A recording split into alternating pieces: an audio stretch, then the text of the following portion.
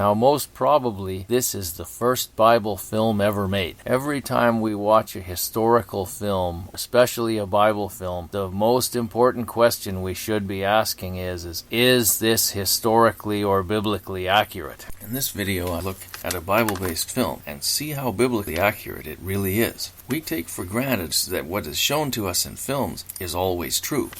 This film is a 1903 French film, The Life of Christ. The film is mostly based on sections from 3 Gospels. It uses a lot of content from the beginnings of Matthew and Luke and a couple incidents from the Gospel of John.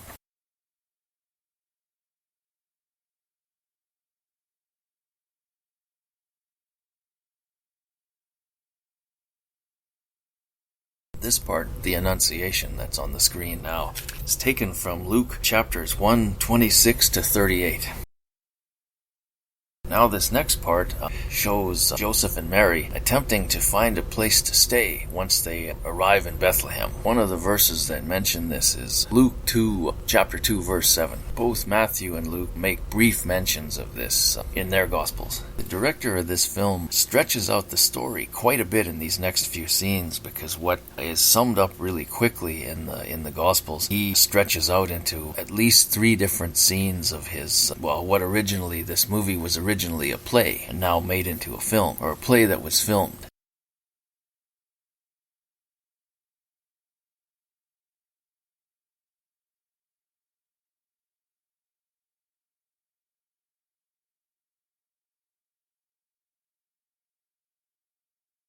The next section of the film, The Wonderful Star, starts at about 2:28. This section is based on Luke chapter 2, verses 8 to 20, and in its contrast to typical historical events, because shepherds in the ancient world were the bottom of society, and yet the angels appear to them and announce Jesus' birth, just as they do to, or just as we would think they would do to the most important people in society. The Bible tells us in several different places throughout both Testaments that God is neither a respecter of persons or of personal achievements. Considering Jesus' ministry during his life was mostly concerned with the unimportant people of the world, this is very fitting. This is also the exact opposite of Catholicism, or say even Freemasonry, because in Catholicism it's a religion where the elites at the top feed off of and take from those at the bottom. So it's a parasitic religion, whereas God here shows he has little regard for human social structures or human elites. Jesus himself was actually extremely subversive to the human elite and anti-religious. That's why the Pharisees had him killed, because they thought he would destroy their power structure and their control over the people. I think this next section coming up at about 3 minutes and 30 seconds that shows the heavenly worship is really, really beautiful. It's a really good example of how a film that has, we'll say, limited special effects due to lack of technology isn't limited in imagination. Maybe even inspires us to use our own imaginations a little more when we watch these scenes.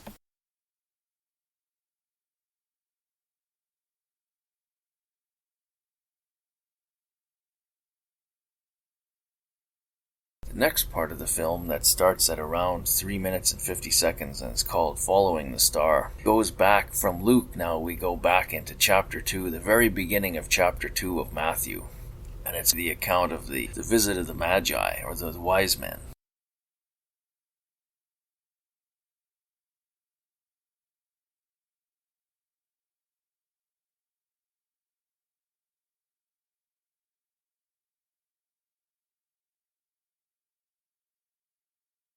The nativity scene shown here, starting from around 4 minutes and 40 seconds, shows the baby Jesus in a stable. But most textbooks, such as Erdman's or Strong's textbook on ancient Israel, describe Jesus as most likely being born in a cave underneath the relative's family home. It's sort of a place where the animals were kept, kind of the ancient version of a garage. The cave was called Cataluma. The Star appearing over the baby's manger is indeed Bible-based, because it says in Luke or Matthew 2:9 that after the wise men had heard the king, they went on their way, and the star they had seen in the east went ahead of them until it stopped over the place where the child was. When they saw the star, they were overjoyed. On coming to the house, they saw the child with his mother Mary, and they bowed down and worshipped him.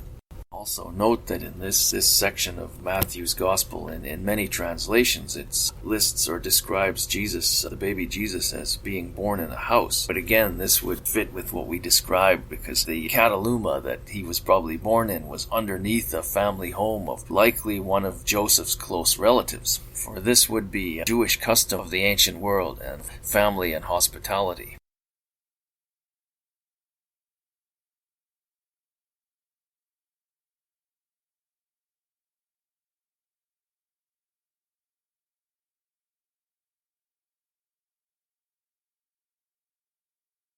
At about 6 minutes and 5 seconds in the film, the wise men, the procession of wise men, are shown arriving. I think this section also shows, in the way it's presented and filmed, it shows the beauty of the early 1900s or turn of the century pageantry and stagecraft, and how they present the scene.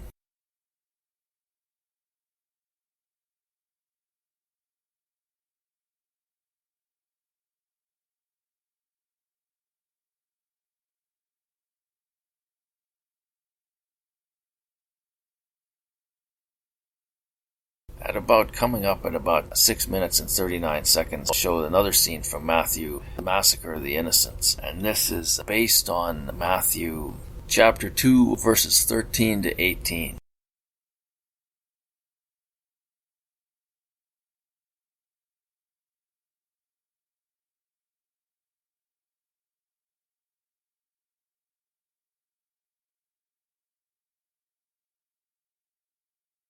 Again, what the director has done in these upcoming scenes is he's taken from maybe 2 or 3 small short paragraphs in the Bible, specifically in Matthew, in this chapter of Matthew.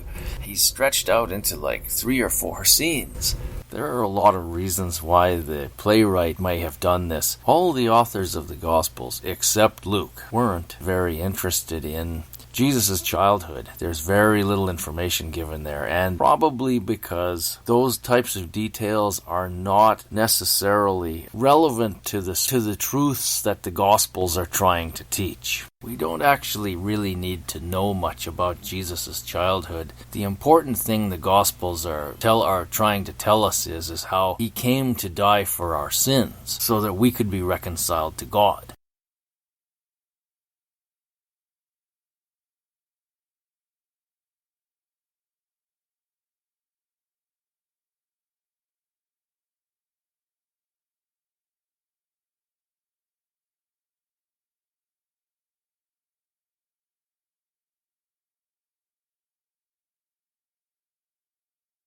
I like these scenes with the donkey. This donkey, he reminds me of one I remember from a petting zoo that he almost seemed like he was smiling.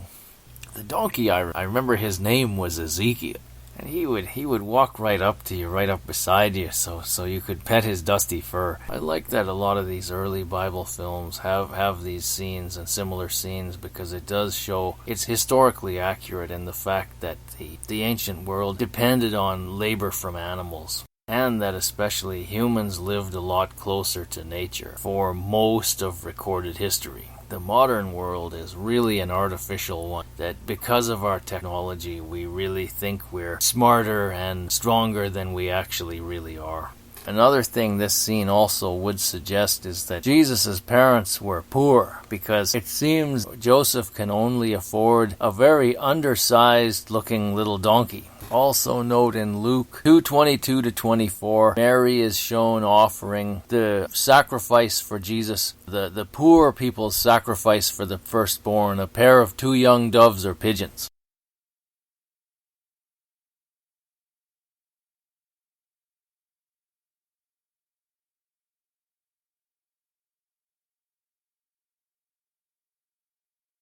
The incident that's shown and depicted in about 9 minutes and 40 seconds during Mary and Joseph's flight to Egypt is not in the Bible, but we could see why the director inserted it for dramatic effect. Commonly, when writers take real events and transform them into plays and scripts, a lot of content is added to provide more suspense and drama, and I think that's part of what he's doing here.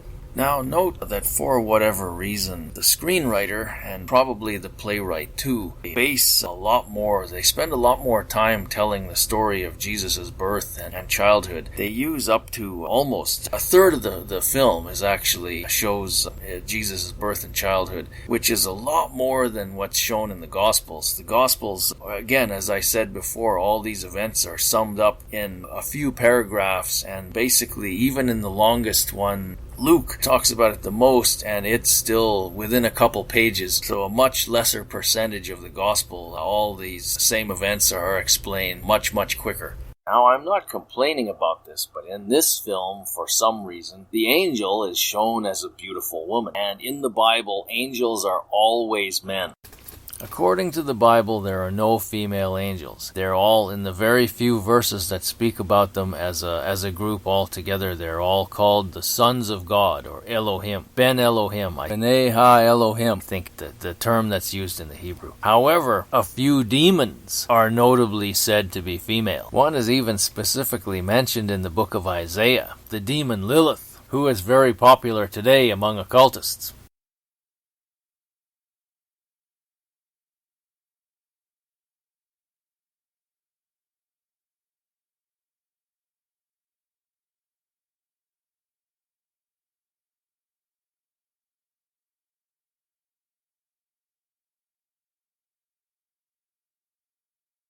The section coming up at 11:50 called The Holy Family in Nazareth. None of this is in the Bible, but it does maybe capture some of the humanity of Jesus and shows maybe what some of his childhood could have been like.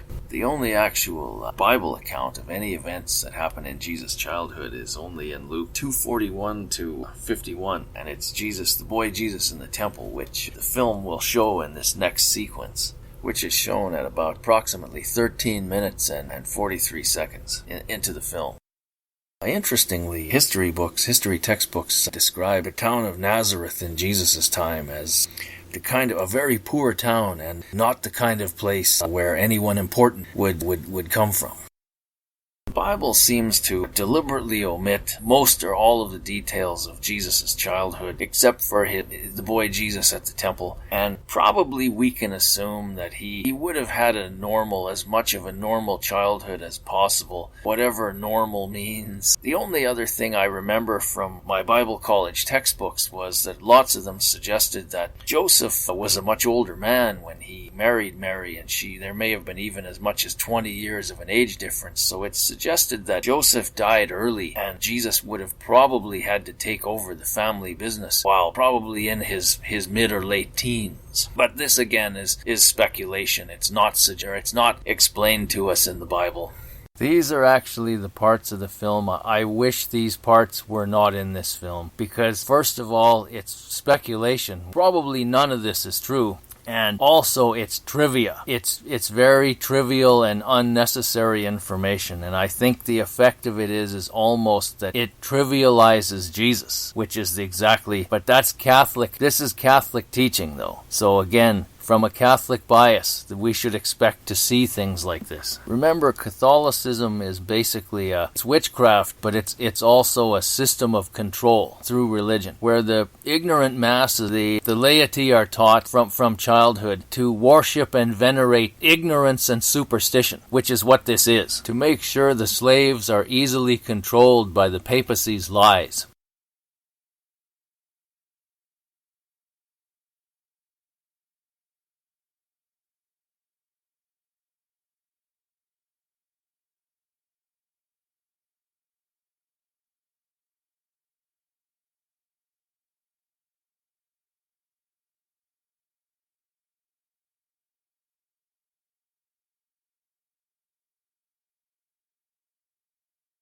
Baptism of Jesus, which marks the beginning of his ministry, doesn't happen in this film until about 14:29 into the film. And from here on, now we have the adult Jesus. It's probably not a really accurate baptism because John the Baptist's name in Hebrew was Johanan the Immerser, and it suggests dunking in water, not sprinkling, which is shown here. I doubt that Jesus was sprinkled with a little bit of water in say, the Catholic tradition. I think the real Baptist would have dunked him into the Jordan River. In, let's say, the same manner as a good old boy Pentecostal preacher from down south in Mississippi would have. Biblical accounts of Jesus' baptism are in Matthew 3:13-17 and Mark 1:9-11 and Luke 3:21-23 and John 1:32-34. Now up at the next section where it switches at 15:13 we have the wedding feast. And this is the first time now in this film that they've shown an incident from the Gospel of John. And this actually only is described in the Gospel of John. It's in John chapter 2 verses 1-11. In this depiction of the miracle, some of the major detail of it is inaccurate because the water jars shown in the film are quite small. They're probably each a lot less than a gallon. Whereas in the Bible it says that the water jars that were used in this miracle were 6 stone water jars used by the Jews for ceremonial washing, each holding from between 20 to 30 gallons. Or in the metric system it would be probably 75 to 115 liters. So the amount is much larger in the actual gospel account in the book of John. Yeah, also note in the film the number is wrong. It shows 4 small water jars, not 6 big ones, as it should be if they were exactly following the biblical account.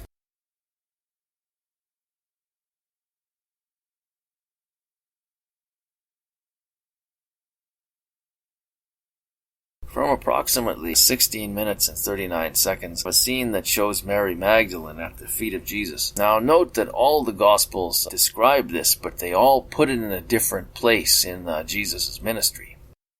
This incident is described in Matthew 26, 6-13, Mark 13, 3-4, Luke chapter 7, verses 36-40, and John chapter 12, verses 1-3. Out of all these accounts, only John names her, and he says it's Mary, the sister of Lazarus.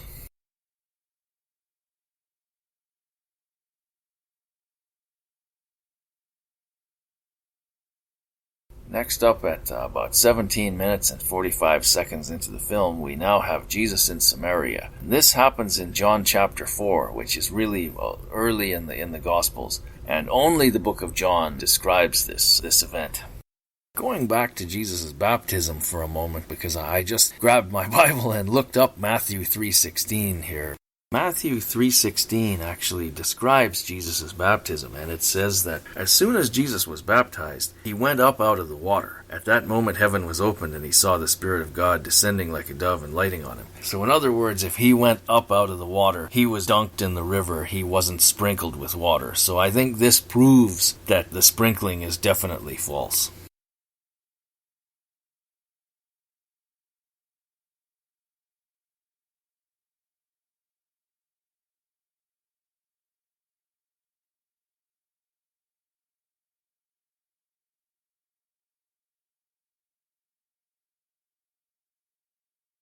At 1848 in the film now, Jesus' first healing is shown here, and it's raising the daughter of Jairus, a synagogue ruler. This happens in Luke and Matthew, and this is in Mark 5:22-43, and Luke 8:40-56. The director chooses to show us some condensed sections of healings. First, Jesus healing a few random generic blind and lame, and then the specific part of the actual incident. There are a lot of healings in the Gospels, and I imagine the director thought he wanted to condense as much of this as possible, because if he would have shown the amount of actual healings that are described in the Gospels, it would have taken up a significant amount of time. This depiction of this healing is, I think intended to represent all the healings shown in the New Testament. I think the healings in the Bible are actually really important. They're some of the most important parts of the Gospels because it proves Jesus' authority to forgive sins. Because as the blind man healed in the book of John says after his healing, when he's questioned by the Pharisees, he says about Jesus, if this man were not from God, he could do nothing. So the message here given by the Bible is beware of any man making false claims that he can forgive sins, who can't back them up by healing all diseases and raising people from the dead. Popes and priests claim they can forgive sins, which contradicts the Bible, and they claim that they're substitutes for Jesus. But they can't do anything that Jesus can do. They can't heal the sick and they can't raise the dead.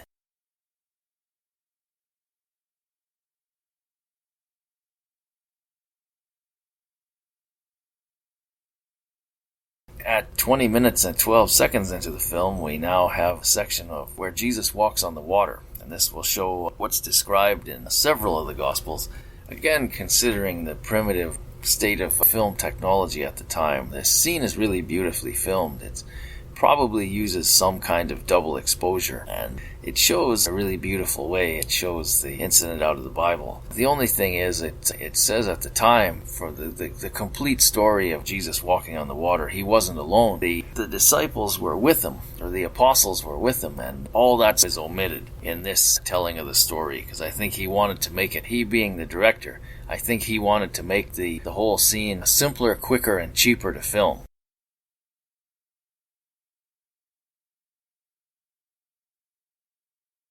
Okay, next is about approximately 21 minutes is what's called the miraculous catch of fish. And this incident is told in several of the Gospels. Although this scene here, while it looks great, it's not accurate compared to how first century fishermen would have went fishing at this time. It's really doubtful, according to references on the ancient practices of fishermen and in the first century, that Peter, James, and John would have had a mini crane on their fishing boat. It's not likely. Ancient fishing was very hard manual labor, and everything was very heavy nets, and it was all muscle work. The Bible actually notes in its a few descriptions of Peter and John's fishing expeditions. It actually describes how hard physically the first century fishermen, how hard their labor had to be. And it says even that when they came back from the miraculous catch of fish, they had been out all night trying to fish and had caught nothing. And they barely had the strength to lift in the nets, and they actually needed help to pull the nets into their boat because they were so heavy. Also, in this case, the Bible records that the nets were so heavy, the actual amount of fish was so heavy that they had trouble lifting it into the boat, which is much more than what's shown here. Here, it's the amount of fish shown in the film is so small, it's barely a miracle. Now, next up, at 22 minutes into the film, we have the raising of Lazarus, and this event is only actually in John's Gospel. It's in John chapter 11.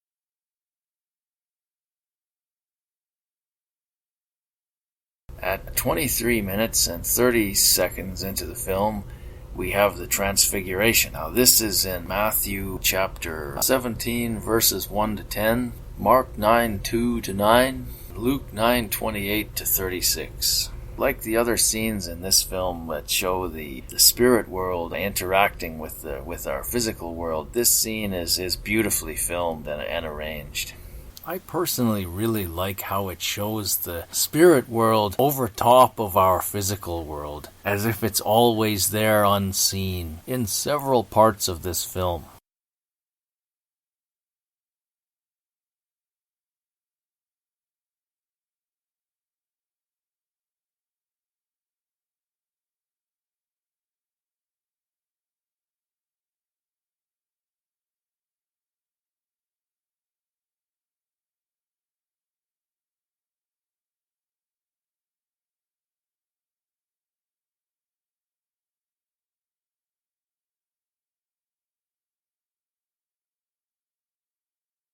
What is usually called the triumphal entry follows this at about 24 minutes and 24 seconds into the film. This is in Matthew 21, 1-11, Mark 11, 1-11, Luke 19, 28-44, and John 12, 12-15.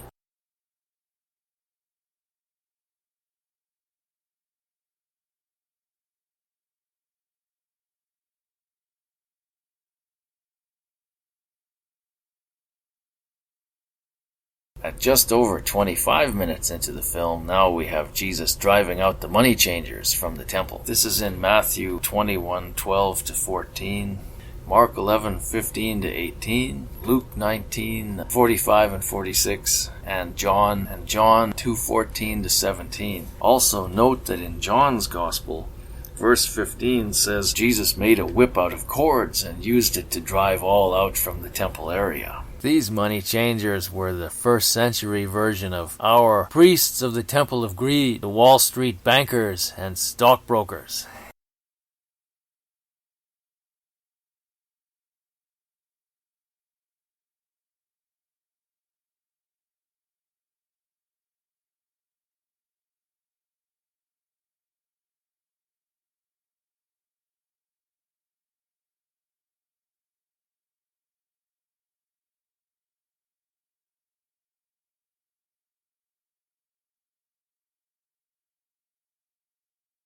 At just past 26 minutes into the film, we have the Last Supper. This doesn't look much like a real supper. There's no actual food present. They only each drink some wine, which maybe is a good French supper, but it doesn't look very realistic in this context. The real Last Supper in the Bible was the Passover meal, which actually was a real meal, not a symbolic ritual where we get some wine and a cracker, or grape juice, I should say, and a cracker, as in the following Protestant traditions, which are all based off the Catholic Communion. The Catholic Communion. And another abomination of the Catholic Mass is that only the priests are allowed to drink from the cup, where we see in this version of the Last Supper, there's no elitism here. The whole purpose of this fellowship meal is that all the believers can share together without class distinctions. So the fact that the Catholic Church insists that priests are sacred and must be allowed special rights that the rest of the people are not, directly denies the truth of the Bible. There's no sacred elite class of priests allowed in Christianity. 1 Peter says all believers are a royal priesthood. There's no elites, there's no classes of Christians, where they're within no elite class of priests who are there to oppress the rest of the sheep, as we have in Catholicism.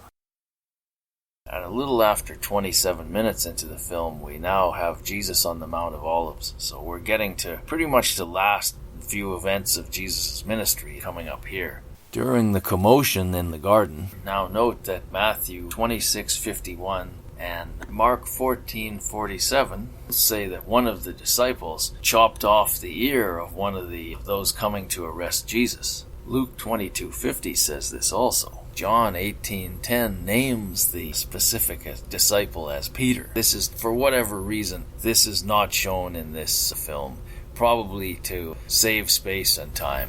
I'm just speculating when I say this, but maybe because the screenwriter and director of this film almost certainly were Catholics, and maybe they omitted the scene with Peter hacking off the priest's servant's ear because they didn't want to show the apostle they believe was the first pope as a mad hacker, trying to kill the servant and missing so badly that it only cut off a mere piece of his ear. And of all the disciples, Peter is probably the second worst choice to be pope. He openly denied Jesus 3 times. Even Judas didn't do that.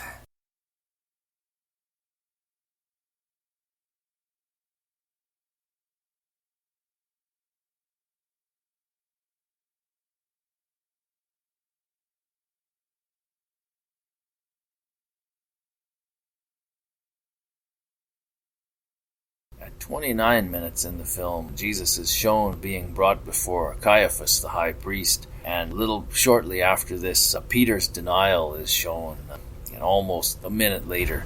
This is in Matthew 26:57, Mark 14:53, Luke 22:54, and John 18:12-14.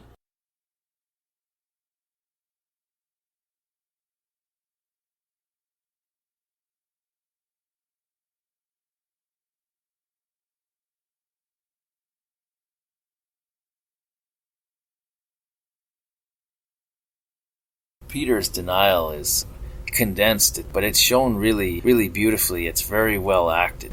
I think this is one of the places in the film where the old turn-of-the-century style of theatrical acting, because they're used to being on a stage where most of the audience probably can't even hear them, so they're using a lot of physical gestures. In this scene, this works really, really well. One of the reasons this works so well is because the way this film is shot is mostly with the camera at quite a distance away, to shoot everything like almost as if trying to have a wide-angle view of everything, which is almost, today it would be like shooting the whole film on a GoPro camera that has no depth of field. But in this scene, because Peter is fairly far away, and he is actually probably far away enough from where the camera view is that we would not be able to hear what he's saying. So the gestures that he's making communicates the dialogue that we would be unable to hear. At 30 minutes and 22 seconds now, Jesus is brought before Pilate for the first time. This is described in Matthew 27:11-26, Mark 15:1-15, Luke 22:66-71, and John 18:28-40.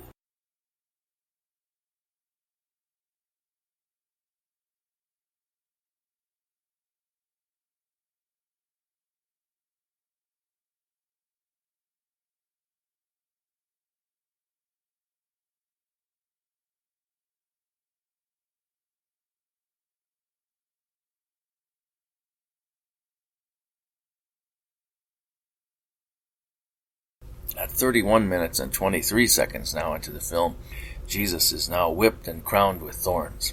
The real crucifixion would have been much more brutal than what could be possibly shown here due to censorship and the limitations of the time. I think Mel Gibson's film is much closer to the reality of what would have happened. The ancient Roman world was especially noted in almost all history books for its exceptional brutality. So I think from that also it's safe to say that this is a light spanking compared to what would have really happened. Jesus suffered the punishment that under Roman law was only due to the very worst of criminals.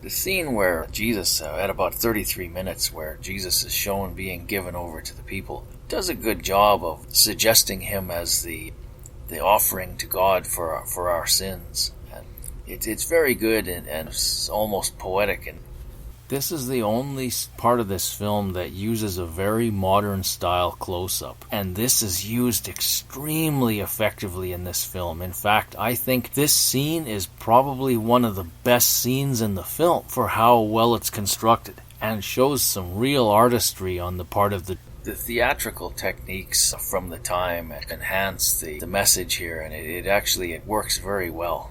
Here the director he's essentially using one picture to tell an entire story. This tiny little section of film explains the entire purpose of Jesus' life and ministry.